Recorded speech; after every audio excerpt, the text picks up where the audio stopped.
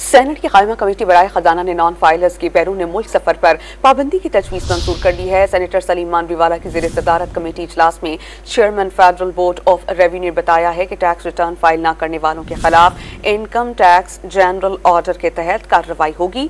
Non filers के mobile CIMS, बिजली और गैस के कनेक्शंस मुनक़ता कर दिए जाएंगे। इस पर हम बात करेंगे डॉन न्यूज़ के चीफ रिपोर्टर सनाउल्लाह खान से।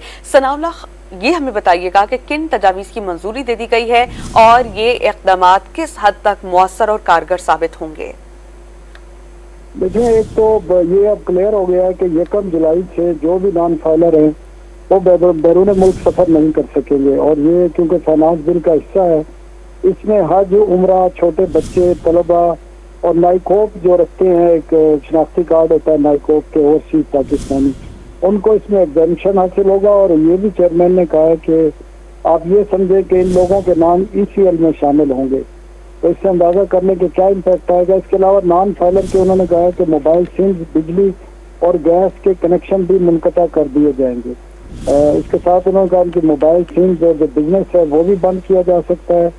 जबकि उन्होंने कहा कि सिर्फ 20 लाख से ज्यादा आमदन वाले जितने भी लोग हैं उनको फाइलिंग अब करना पड़ेगी, वरना उनके खिलाफ ये इक़दाम उठाए जाएंगे। जी, बहुत शुक्रिया, आप हमने अपडेट कर रहे थे सनाउल्लाह खान।